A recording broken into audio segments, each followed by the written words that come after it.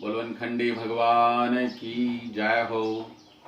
गुरु महाराज की जय हो।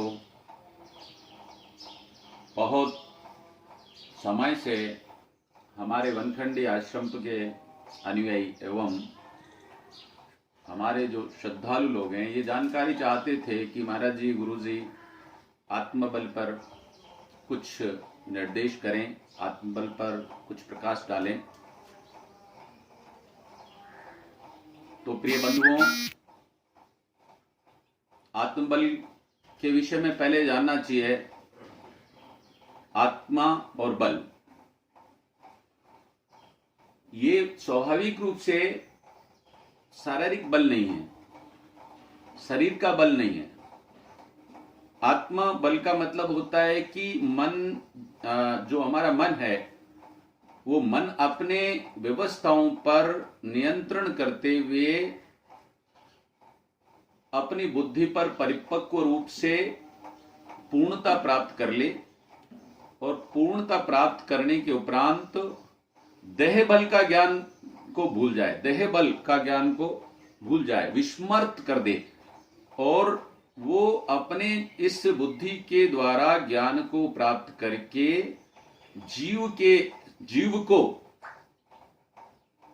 मन की विकारों से मुक्त कर, जीव मन के विकारों से मुक्त होते हुए जब आत्मा का चिंतन करने लग जाए।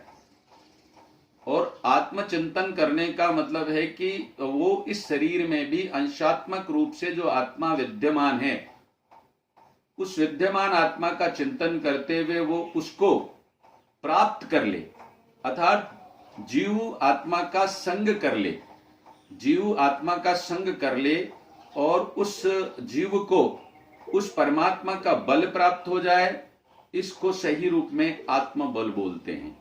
दूसरा होता है कि हम अपने द्वारा अपने आप का चिंतन करते हुए दैहिक व्यवस्थाओं में जो प्राकृतिक व्यवस्था अर्थात स्थूल शरीर के साथ जुड़ी हुई चीजें हैं या स्थूल शरीर के साथ जिनके संपर्क हैं और उनकी प्राप्ति को यदि हम बल कहते हैं तो वो हो, उसको कहा जाएगा देह बल अर्थात शारीरिक बल। शारीरिक बल में अनेक प्रकार की चीजें व्याप्त होती हैं। शारीरिक बल से कार्यों की परिपूर्णता की जाती है। शारीरिक बल से हमारी इच्छाओं की पूर्ति करने का उपाय किया जाता है। शारीरिक बल से हम सांसारिक इच्छाओं को पूर्ण करके धन की प्राप्ति करते हैं। शारीरिक बल से हम इंद्रियों की व्यवस्थाओं को प्राप्त करते हुए रति सुख को प्राप्त करते हैं, वासनात्मक व्यवस्थाओं को परिपूर्ण करते हैं। सांसारिक बल के द्वारा हम कई प्रकार की इमारत आदि को निर्माणित करते उसका स्वामित्व प्राप्त करते हैं। ये शारीरिक बल की व्यवस्थाएं शरीर के बल के द्वारा अर्थात किए हुए कर्म से जो सिद्धियां प्राप्त होती है उसे देह बल सिद्धि बोलते हैं। लेकिन जो जीव बुद्धि की परिपक्वता में जाकर ज्ञान को प्राप्त कर उस अंशात्मक अणुआत्मक परमात्मा का ध्यान करते हुए जीव को उस परमात्मा में एकाकार करके और अब उस परमात्मा के अणुआत्मक शरीर से जीव को जो जिस बल को प्राप्त करने का जीव जिस बल को प्राप्त करता है उसे आत्मबल कहा जाता है। आत्मबल का तात्पर्य यहाँ बहुत सारी चीजों से जुड़ा हुआ है कि कई प्राणी अपनी साधनाओं से इस सांसारिक रूप की व्यवस्थाओं में चमत्कारिक रूप से किए हुए कार्य को भी कई लोग अपने आप में आत्मबल की व्यवस्था को दृश्यत या उनको अवगत कराते हैं। लेकिन मेरा यहाँ अपना स्वयं का मानना है कि आत्मबल के बाद में जीव जब आत्मा के बल को प्राप्त कर लेता है तो स्वाभाविक रूप से संसार के बंधनों से मुक्त होकर इस स्थूल शरीर को समाप्त कर देता है और स्वयं ही इस भूमि के गुरुत्वाकर्षण से अपने आप को वो जीव अपने आप को ऊपर उठा करके वो परमात्मा के उस सानिध्य को प्राप्त कर लेता है जो अणुआत्मक रूप से परमात्मा विस्तृत रूप से इस पूरे ब्रह्मांड में व्याप्त है। और पूरे ब्रह्मांड में व्याप्त होते हुए जीव वो अपने उसी के बल, अणुआत्मक उस आत्मा के बल के द्वारा वो इस गुरुत्वाकर्षण से मुक्त होकर के वो परमात्मा को प्राप्त कर लेता है। अर्थात वो आत्मबल द्वारा ही इस गुरुत्वाकर्षण को पार कर सकता है वो जीव। वो तभी संभव है जब वो आत्मा के लिए निरंतर प्रयत्नशील हो। आत्मा के लिए, आत्मा का मतलब स्वाभाविक रूप से मैं आपको बता देता हूं, आत्मबल का थोड़ा सा विस्तृत विश्लेषण कर दिया जाए। आत्मा का मतलब है कि परमात्मा का प्रकृति के साथ जुड़ करके जीवों को व्यवस्थित रूप से संचालित करता है। अर्थात वो एक परमात्मा का अंशात्मक रूप आत्मा स्वरूप में हर प्रत्येक जीव के अंदर विद्यमान है। और वो जीव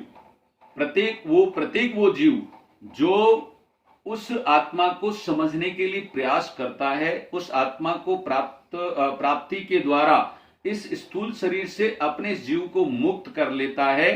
अर्थात वही परमात्मा का वो आत्मा है और उस आत्मा को के सानिध्य में अपने आप को वो परिपूर्ण रूप से बलवान बना लेता है मुक्ति हेतु, तो वो आत्मबल कहलाता है। आत्मबल का आत्मा और बल, अर्थात आत्मा का बल का मतलब हुआ कि उस परमात्मा के द्वारा जो आत्मा निहित है शरीर में, जीव उसका संग नहीं करता है। वो जब जीव उसका संग नहीं करता है तो वो देह बल, अर्थात जीव इंद्रियों के द्वारा इंद्रियों के अधीन हो जाता है और इंद्रियों के अधीन होकर इंद्रियों के द्वारा कर्म करता है। वो देहिक रूप में, शरीर के रूप में कर्म करता है, अर्थात शरीर के रूप में किए हुए कर्मों को प्राप्त करने को देह बल बोलते हैं। और जो शरीर के अंदर जीवात्मा अपने कर्मेंद्रिया, मनेन्द्रिया, ज्ञानेन्द्रिया को अपने अधीन करके उस परमात्मा के अंदर निहित हो जाता है, वो आत्मबल कहलाता है। आत्मबल के लिए बहुत सारे मनीषी लोग अपने संपूर्ण इंद्रियों पर अपना साधना के द्वारा अपना नियंत्रण कर लेते हैं। अर्थात जीव इंद्रियों के उस बंधन से जब मुक्त हो जाता है, अपना अभ्यास से, अपना चिंतन से, निरंतर परमात्मा का चिंतन करते हुए आत्मा में उस जीव उस आत्मा के अंदर एकाकार कर लेता है।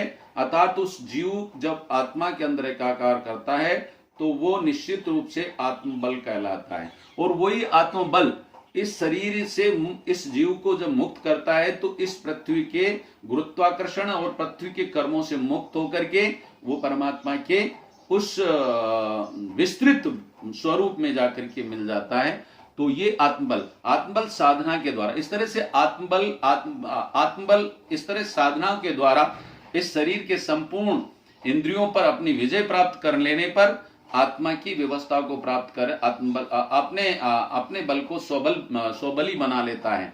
जीव जब स्वबली हो जाता है तो वो आत्मबल कहलाता है। जीव जब स्वबली हो जाता है तो वो आत्मबल कहलाता है, क्योंकि बिना आत्मा के बल के जीव कभी भी स्वबली नहीं हो सकता, अर्थात वो बलवान नहीं हो सकता। और जब तक जीव बलवान नहीं है इस संसार के अंदर वो उलझा रहता है।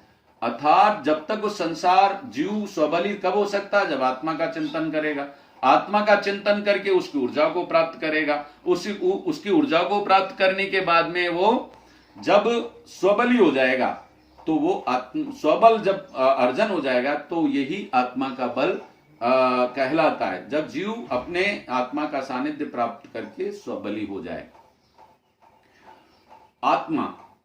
आत्मा परमात्मा का एक अंशात्मक आत्मा परमात्मा का एक अंश स्वरूप अणु हमारे इस शरीर के साथ में हमेशा दर्शक रूप में इस शरीर की व्यवस्थाओं को देखता रहता है और जीव के उस कर्मों को भी देखता रहता है जो जीव अपनी इन कर्मेंद्रियों, मनेन्द्रियों, ज्ञानेन्द्रियों के वशीभूत होकर के उलझकर कर्म करता है। जो जीव तत्वमय ऊर्जा को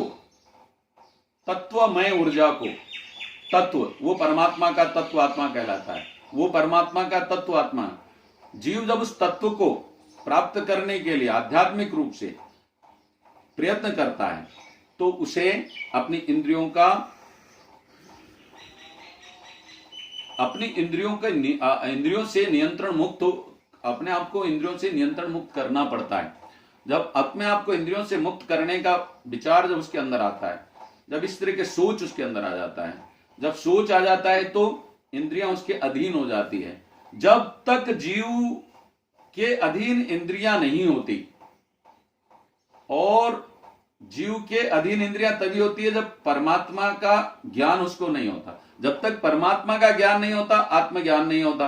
आत्मज्ञान नहीं होता तब जीव इन इंद्रियों के अधीन रहते हुए कर्म करता रहता है। अर्थात जीव इन इंद्रियों से मुक्त होता है साधना के द्वारा, आध्यात्म के द्वारा, चिंतन के द्वारा, ध्यान के द्वारा, वैराग्य के द्वारा, आसक्ति मुक्ति के द्वारा। तब वो आत्मबली हो जाता है। और आत्मबली होने का मतलब है कि संसार से संपूर्ण कर्मों को नष्ट करते हुए, वो संपूर्ण कर्मों को नष्ट यानी प्रारब्धिक संपूर्ण कर्मों को नष्ट करते हुए, वर्तमान संपूर्ण कर्मों को नष्ट करते हुए इस संसार की व्यवस्थाओं से मुक्त हो जाता है। अर्थात प्रकृति से मुक्त होकर वो परमेश्वर को प्राप्त कर लेता है। लेकिन प्रकृति के कर्मों से मुक्त बिना परमात्मा की इच्छा के संभव नहीं। अर्थात उस आत्मा के बिना बल के ये संभव नहीं है। और जब वो उस आत्मा का चिंतन करके इस तरह की अपनी व्यवस्थाओं को धारण कर लेता है तो वो निश्चित रूप से आत्मबली होकर इन संपूर्ण बंधनों से मुक्त हो जाता है। अब बल के रूप में कहा जाता है बल, धन बल, ऐसे ही सिद्धि बल, ऐसे ही संसार में अनेक यंत्र बल, ये तंत्र बल, यंत्र बल, तंत्र बल, मंत्र बल, ये मंत्र बल, ये इस प्रकार के ये जो बल हैं, ये इनमें से 3 संज्ञक हैं। मंत्र बल परमात्मा का, यदि परमात्मा को ध्यान में रखते हुए चिंतन किया जाए तो मंत्र बल कहलाएगा। और वो अगर उस बल को प्राप्त करने के लिए यत्न करता है तो वो जीव आत्मबली हो जाएगा। और जीव जब आत्मबली हो जाएगा तो वो परमात्मा को प्राप्त हो जाएगा। ऐसे ही देह बल, शरीर को ऊर्जा देने, ऊर्जा को प्राप्त करने के लिए अच्छा पोषण में अच्छे पदार्थों को ग्रहण करेगा, पौष्टिक पदार्थों को ग्रहण करेगा, परिश्रम करेगा, तो ये देह बल अर्थात शरीर का बल कहलाएगा। अपने कर्मों द्वारा जो प्राणी इस संसार में व्यवसाय करेगा, पुरुषार्थ के द्वारा परिश्रम करेगा और परिश्रम करके उसके द्वारा अर्जन की हुई वस्तुओं को धन बल कहा जाता है। अर्थात वो धन के बल को प्राप्त करेगा। ऐसे ही सिद्धि बल, जब वो अपने इष्ट देवता, आराध्य देवता या अन्य किसी भी व्यक्ति के लिए कर्म करेगा और उससे जो फल मिलेगा वो उसको सिद्धि बल कहा जाता है।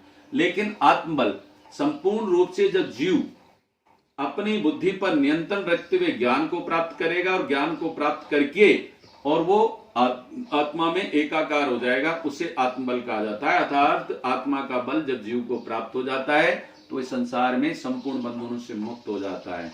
आध्यात्म कर्म के लिए ऊर्जा की जरूरत है। जैसे कि मैं एक उदाहरण आपको देता हूं, जैसे एक पंखा जब चलता है तो पंखा में सब चीजें विद्यमान रहती है, लेकिन जब ऊर्जा का स्रोत अर्थात बिजली का संबंध उससे अलग हट जाता है, जब अलग हो जाता है तो पंखा में संपूर्ण व्यवस्थाएं होते हुए भी वो संचालित नहीं होता, क्रियान्वित नहीं होता।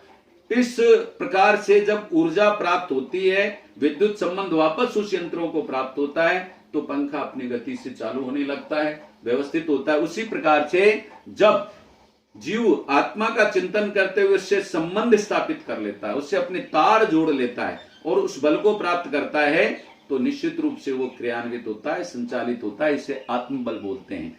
और ये अनेक प्रकार की चीजें हैं, जैसे मशीनरी में डीजल या पेट्रोल, सब कुछ होते हुए भी डीजल और पेट्रोल नहीं डालेंगे और उसे क्रियान्वित नहीं करेंगे, तब तक वो संपूर्ण सब चीजें होते हुए भी निष्क्रिय रहेगा, क्रियान्वित नहीं होगा, वो क्रिया को नहीं करेगा। इस कारण वो क्रियाहीन रहेगा। ऐसे ही जीव जब संपूर्ण व्यवस्थाओं में व्याप्त रहते हुए भी उस परमात्मा रूपी ऊर्जा को प्राप्त नहीं करता, तब तक वो निर्जीव निष्क्रिय रहता है, अर्थात संसार के बंधनों से बंधा रहता है। और उस बल को प्राप्त करने के लिए जीव को क्रियान्वित होना पड़ता है, क्रिया करना पड़ता है, उसका चिंतन करना पड़ता है, उसकी व्यवस्था को ध्यान में रखते हुए, उसका चिंतन करते हुए उसमें एक स्वरूप होने का प्रयत्न करें कि जीव भी उसी का एक स्वरूप है, लेकिन कर्म के द्वारा ग्रसित होने के कारण वो उससे पृथक हो जाता है। अर्थात जीव का कर्म ही उसके साथ जुड़ना है। जिस दिन वो जुड़ जाता है वो आत्मबली हो जाता है। और आत्मबल में स्वनिष्ठा होती है, स्वश्रद्धा होती है। जिनके अंदर आत्मबल होता है वहां असंभव शब्द खत्म हो जाता है। आत्मबल जहां होता है वहां असंभव शब्द खत्म हो जाता है। जो आत्मबली होते हैं, अर्थात जीव को जब परमात्मा का बल प्राप्त होता है तो इस संसार में ऐसा कोई कार्य नहीं है जो वो नहीं कर पाए।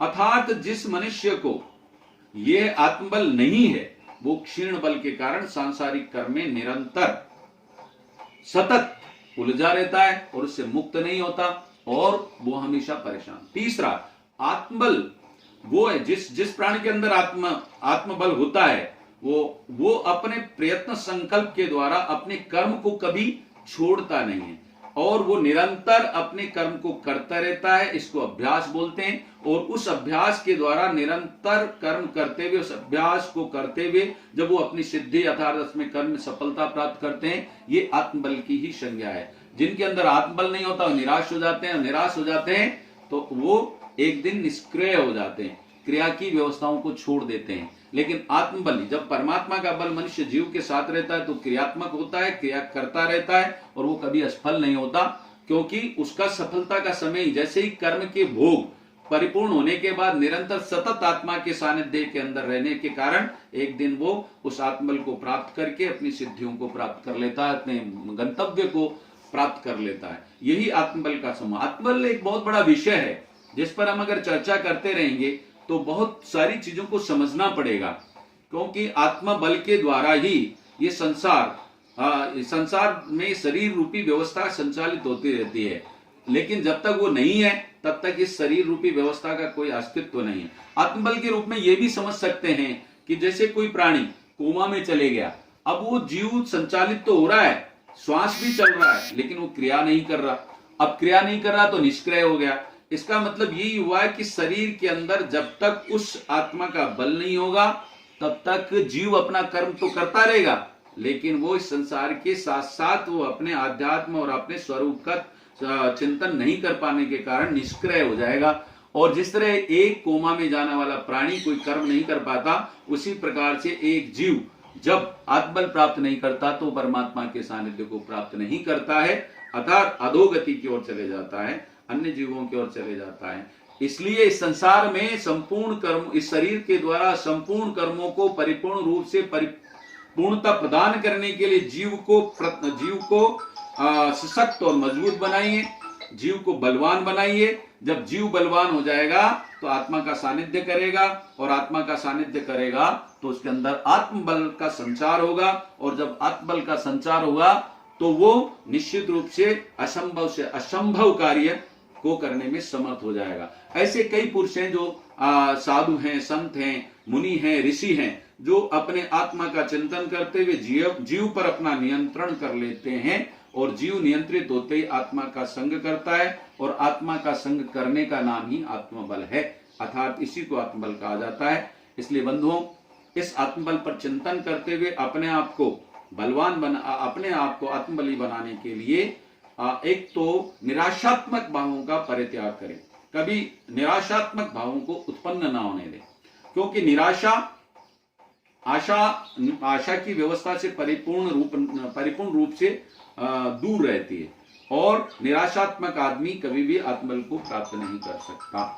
दूसरा, कर्म विहीन व्यक्ति भी आत्मबल को प्राप्त नहीं करता, अर्थात कर्म से दूर रह करके वो किसी चीज को प्राप्त करना चाहता है, तो कर्महीन व्यक्ति कभी जीव को बलवान नहीं बनाता, और जब तक जीव बलवान ना होगा तब तक वो आत्मबल को प्राप्त नहीं कर सकता।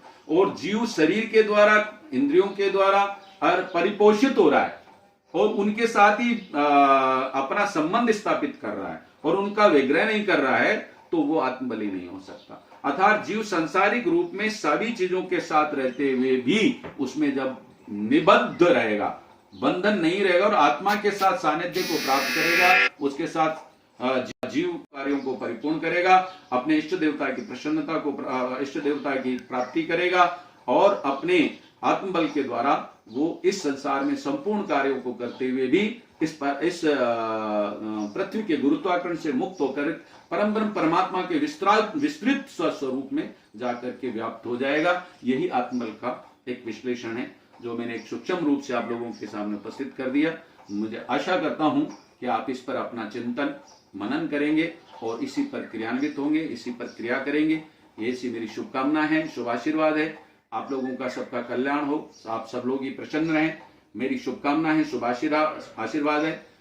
और इस आप लोगों का कल्याण हो, हमारे इस भारतवर्ष के संपूर्ण व्यक्तियों का कल्याण हो, विश्व के संपूर्ण व्यक्ति का कल्याण हो, सभी लोग आत्मज्ञान को प्राप्त करते हुए इस संसार से मुक्ति के मार्ग पर चलने का प्रयास करें। लेकिन ये नहीं है मेरा कथन कि सांसारिक कर्मों का परिपूर्ण रूप से परित्याग कर दे, क्योंकि देह है, शरीर है, तभी इन कर्मों की व्यवस्था निरंतर कर्मों के द्वारा इस व्यवस्था को प्राप्त किया जा सकता है। अगर शरीर नहीं है तो क्रियाएं नहीं होगी, क्रियाएं नहीं होगी तो जीव इनसे मुक्त नहीं होगा, जीव मुक्त नहीं होगा तो आत्मबल तो असंभव ही है। यथार्थ इन सारी चीजों से धीरे धीरे कर्म करते हुए, मुक्त होते हुए, आत्मा का चिंतन करते हुए आत्मबल को प्राप्त करें। जय श्री राम।